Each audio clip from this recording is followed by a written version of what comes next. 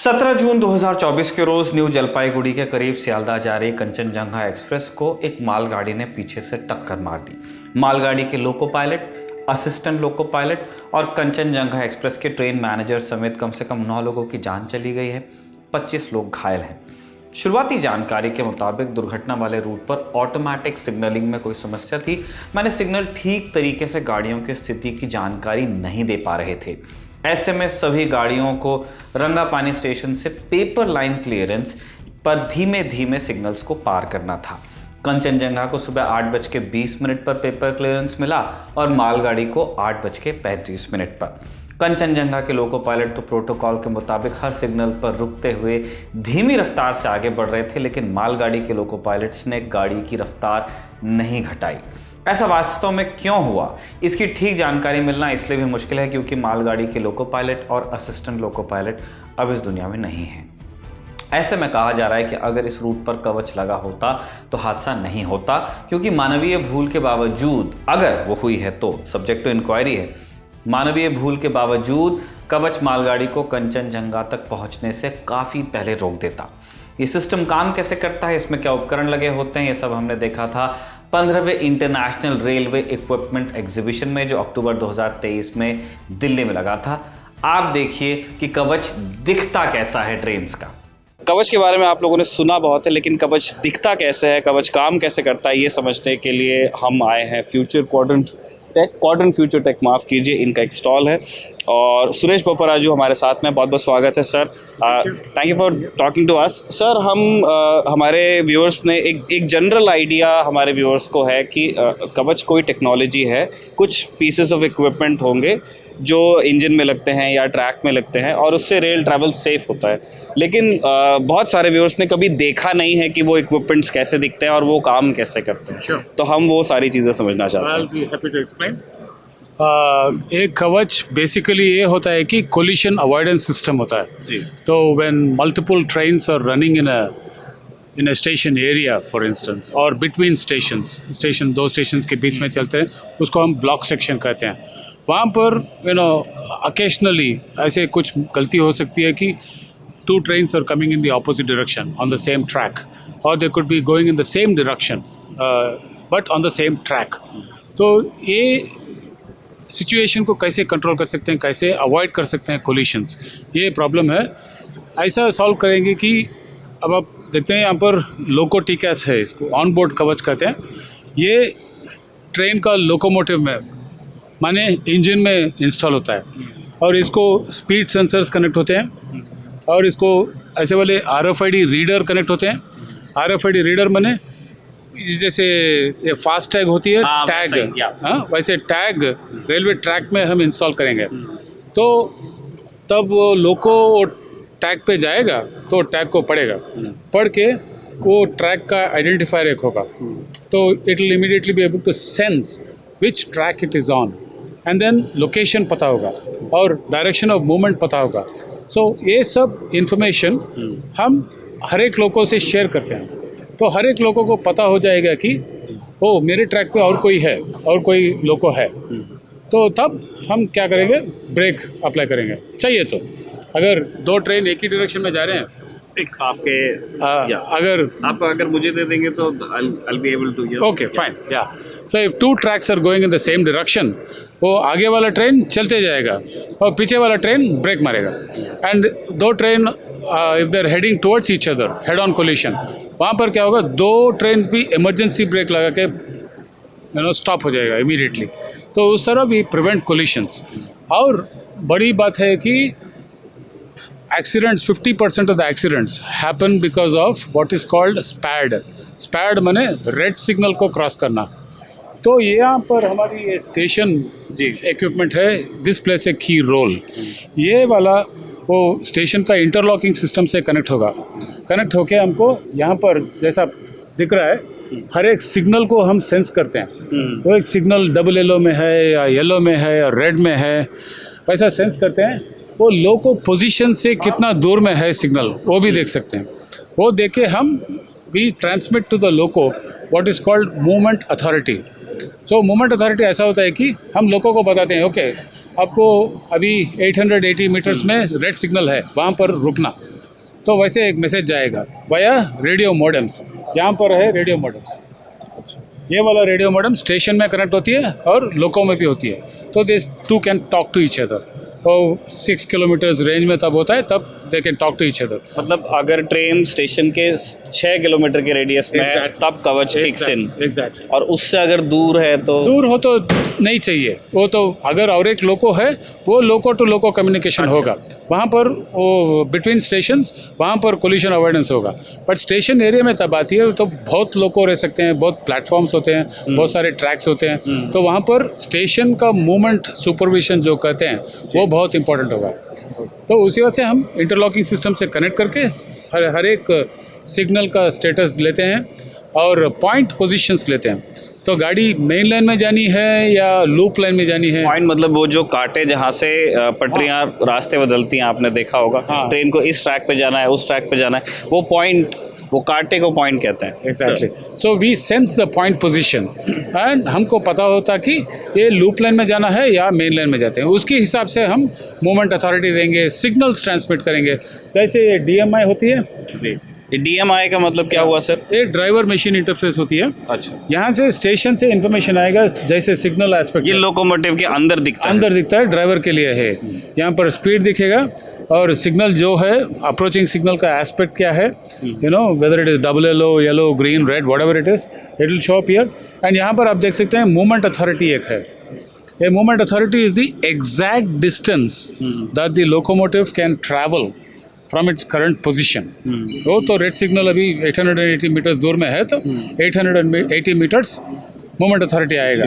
तो हमारी लोको सॉफ्टवेयर ने ये गारंटी करिएगी कि वो 880 मीटर्स में रुक जाएगा गाड़ी, बस। मतलब बेसिक ये है कि आप ड्राइवर को सिग्नल आने से पहले लोकोमोटिव के अंदर इस यूनिट पे दिखता रहता है कि उनको जो आने वाला सिग्नल है वो क्या है, रेड है, ग्रीन है, डबल येलो है, उनको किस स्पीड पे अप्रोच करना चाहिए और क्या उनको ब्रेक लगाने की ज़रूरत है। हाँ, अभी स्पीड सुपरविजन करते हैं हम। अभी क्या करेंगे, हम एक ड्रोन सर्वे करेंगे रेलवे ट्रैक का, करके एक एक सेक्शन में क्या स्पीड लिमिट है सब हम प्रोफाइल करेंगे। प्रोफाइल करके वो इन्फॉर्मेशन स्टेशन से लोगों को ट्रांसमिट करते हैं। तभी हमारी लोको सॉफ्टवेयर उसको पता होगा कि एक एक सेक्शन में क्या स्पीड रिस्ट्रिक्शन है। अभी एक ब्रिज जा रहा है, ब्रिज पे मे बी 45 स्लो जाना है, 45 kmph। वो पुराना वाला ब्रिज हो तो उसको 30 kmph भी हो सकता है। अगर एकदम मॉडर्न ब्रिज है, स्ट्रॉन्ग है, 90 kmph भी परमिसिबल हो सकता है। तो कर्व्स होते हैं, कर्व्स में स्पीड रिस्ट्रिक्शंस होती है। ये सब हम ड्रोन सर्वे करके प्रोफाइल करके वो उसको भेजते हैं लोगों को। तो लोगों में जो हमारी सॉफ्टवेयर है वो स्पीड रिस्ट्रिक्शन को एनफोर्स करेगा, which is very important to prevent accidents also, because very common reason for accidents is overspeeding. Overspeeding हो तो derailment हो सकता है, फिर और एक ट्रेन पीछे से आ सकता है, आगे से आ सकता है, कुछ ना कुछ हो सकता है, राइट। तो accidents are caused by two main things, red signal को क्रॉस करना और over speeding. These are the two main things. ये these two are the key things that we address in Kavach technology. तो इसमें जैसे मैंने देखा कि एक this is your display unit, interface unit, Yes. और ये आप लोकोमोटिव में लगाते हैं, और ये आपका एक स्टेशनरी यूनिट है, ये स्टेशन पे लगता है। और ये ब्रेक इंटरफेस यूनिट है। This is the brake interface unit. When we decide to apply brakes, हमारी लोकोटिकस में सॉफ्टवेयर जो होती है, तो तब डिसीजन लेगी कि ब्रेक अप्लाई करना है, तो ये ब्रेक इंटरफेस यूनिट को कमांड करेगी।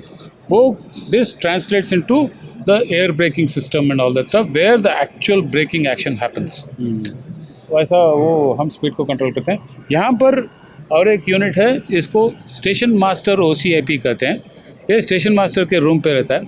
तो अगर कोई इमरजेंसी हो, when the station master has to stop all the trains in the station area, तभी ये दो बटन दबाएंगे, SOS बटन।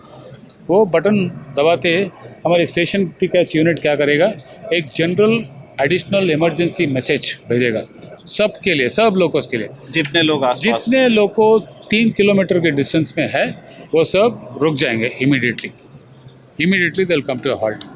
अगर कोई बड़ा मेजर इवेंट, हाँ, एनी मेजर इंसिडेंट हो गया तो स्टेशन मास्टर को पूरी कंट्रोल रहती है। तो ये SOS बटन दबाएगा तो all the trains within 3 kilometres of the station will come to an immediate halt. Sir, जैसे हमने अपने इंट्रोडक्शन में भी हमारे व्यूअर्स को बताया कि ये कोलिजन अवॉइडेंस एक बहुत नया टेक्नोलॉजी नहीं है, फॉरेन कंपनीज़ ने बहुत पहले से लगाया है। यूरोप में ETCS 1, 2, 3 उस लेवल पे वो लोग सारी चीज़ें चल रहे हैं। उनसे हमारी इंडिजिनस टेक्नोलॉजी कैसे डिफरेंट है और हमको क्या ज़्यादा सूट करता है? I think honestly, our technology is no less compared to European technology. Yes, maybe we are one generation behind them, but this is a very recent effort.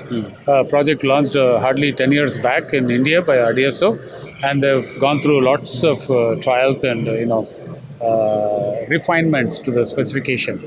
तो अभी तो ये जो बेसिक डिज़ाइन है इसका, जो डिज़ाइन प्रिंसिपल्स है वो RDSO ने बनाए हैं। वैसा नहीं, रिक्वायरमेंट स्पेसिफिकेशंस, अच्छा, स्पेसिफिक स्पेसिफिकेशंस दिया हुआ है and design is left to the respective OEM। तो हमारी तो ये क्वाड्रेंट फ्यूचर का है। हाँ, ये एक क्वाड्रेंट फ्यूचर का डिज़ाइन है और ये this is specially designed for a safety critical system like on board Kavach और स्टेशन कवच। ये सब they come under the classification of safety critical systems, right. उसके लिए डिज़ाइन बहुत ही अलग होती है। तो for instance we have 2 processors running the same logic, और वो रिडंडेंसी के लिए कि एक फेल हो गया। Not only redundancy, it is more than that. There is a voting mechanism. तो 2 प्रोसेसर भी एक ही डिसीजन लेना चाहिए, तब वो डिसीजन इम्प्लीमेंट होगा। अगर कुछ डिफरेंस आ गया तो सिस्टम सेफ शटडाउन मोड में चले जाएगा। मतलब दो कंप्यूटर्स एक साथ कैलकुलेट करते रहते हैं कि गाड़ी को रुकना है या किस स्पीड पे जाना है, और दोनों का जब रिजल्ट एक ही आता है तभी आप आगे जाते हैं। Otherwise it is treated as a severe fault and therefore we take corrective action. तो अभी ट्रेन में समझो, ट्रेन में वैसी प्रॉब्लम आ गई तो हम क्या करेंगे, लोको पायलट को कंट्रोल दे देंगे। तो sir sorry there is a problem and so you take over control. So वो दे देंगे उनको कंट्रोल। वो DMI में हम मैसेज भेज देंगे, तो एक एक्नॉलेजमेंट बटन उसको दबाना पड़ेगा, तब हम छोड़ देंगे तो उसको कंट्रोल हो जाएगा। अगर he doesn't respond, if he doesn't respond, right, something could have happened, right? some emergency and the loco pilot is not able to respond within 15 seconds, हमको response नहीं आया तो हम emergency brake लगा के गाड़ी को रोक देंगे, because that is a safe action to be taken, right? Once we bring the train to a halt, generally things should be in control, and some emergency SOS raise करेंगे तो वो will reach some station, और हमारी network monitoring centre भी होगा, वहाँ पर भी चले जाएगा मैसेज कि ये इस ट्रेन में हाँ, ये लोकेशन पे ये ट्रेन में इमरजेंसी है। ये network monitoring centre typically 200 stations को एक मॉनिटरिंग स्टेशन होगा। अच्छा, तो सर एक चीज़ जो आखिरी मैं समझना चाहता हूँ, जैसे हम ये देख रहे हैं कि आपने ये बताया कि RDSO ने स्पेसिफिकेशंस बनाई और फिर अलग अलग इंडियन कंपनीज हैं जो इसमें इन्वेस्टेड हैं। कुछ कवच लगे भी हैं, आप लोगों का आई गेस अंडर ट्रायल है। और ट्रायल्स के बाद वो भी अगर ट्रायल में सक्सेसफुल होता है तो वो भी हो सकता है कि रेलवे उसको ख़रीदे। हम ये जानना चाहते हैं कि अभी जिस लेवल पे कवच हम अभी लेके आ गए हैं, उसके बाद किस तरह के पॉलिसी चेंजेस की ज़रूरत है, किस तरह के इन्वायरमेंट की ज़रूरत है कि हम नेक्स्ट लेवल ऑफ टेक्नोलॉजीज़ की तरफ इंडियन कंपनीज भी जाएं और रेलवे भी, PSUs, इसमें किस तरह के पॉलिसी में सुधार की ज़रूरत है? There are numerous possibilities. अभी Kavach itself is in I would say kind of stage revision 3 kind of stuff, right. Revision 3-4 चल रहा है अभी, वर्जन 4.0 अभी है officially, and there are a lot of changes coming in to make it even more robust and effective, right? Or transitions chalte rahenge. As I can see it, over the next 3-4 years a technology evolve hote rahega. Abhi for instance from radio communication we are moving to LTE 4G communication technology. So communication between locos and from loco to station will all become that much more reliable and robust, right? So that will enable us to do more precision control, supervision. ये एक ऐसी चीज़ है जो I guess railway को deliver करनी पड़ेगी कि उनके नेटवर्क पे 4G हो। The infrastructure will be set up by organizations like RailTel. Those organizations will set up the infrastructure, and all Kavach technology implementations will have to adapt to that infrastructure. तो वो होगा। तो ये कवच LTE पे काम कर सकता है? Not right now, but we are developing the software for that. and otherwise hardware is ready for तो Kavach. सॉफ्टवेयर तो you have to code. Yes, we have to हो जाएगा. we have to implement that software. Over the next few months, we will be doing that, and then we'll be ready for LTE.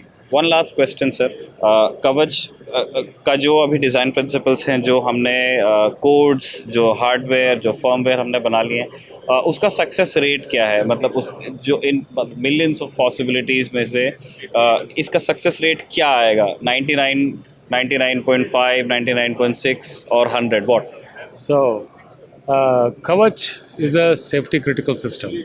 तो ये सेनेलक नाम के standards होते हैं, European standards हैं.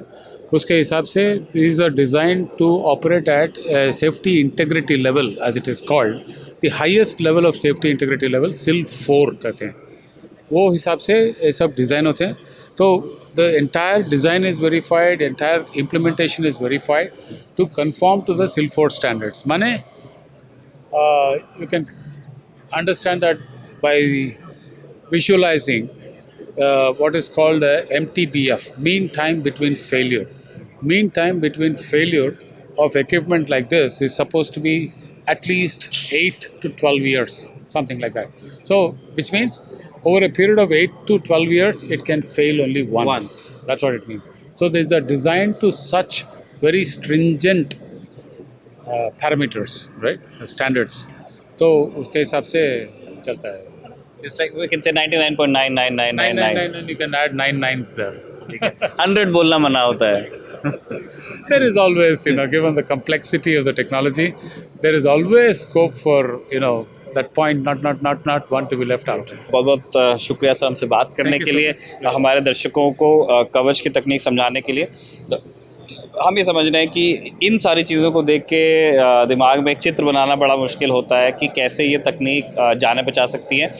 लेकिन बेसिक चीज़ें हैं. आपको लोकोमोटिव में ड्राइवर देखते रहते हैं, लोको पायलट्स, कि आगे सिग्नल कौन सा है, ये स्पीड सेंसर है, ये यूनिट आपके लोकोमोटिव में लगी रहती है और वो स्टेशन पे लगी होती है. ये सारी यूनिट्स अपने आप में कम्युनिकेट करती रहती हैं और इस बात का मशीन और सॉफ्टवेयर मिलकर फ़ैसला लेते हैं कि क्या आगे से कोई गाड़ी आ रही है, क्या पीछे से कोई गाड़ी आ रही है, या आगे जो स्टेशन है वहाँ पे क्या स्थिति है, या अगला जो सिग्नल है वहाँ पे क्या स्थिति है. इस हिसाब से ये सारी यूनिट्स मिलके तय करती हैं कि गाड़ी किस रफ्तार पे चलती रहेगी या उसे रुकने की ज़रूरत है. जैसे हमें बताया गया कि अभी R&D और आगे जाएगा और बेहतरीन तकनीक होती जाएगी, और इसी के साथ साथ इंडियन रेलवेज़ में और भारत में जितने लोग रेल में यात्रा करते हैं उनका जीवन भी सुरक्षित होता जाएगा.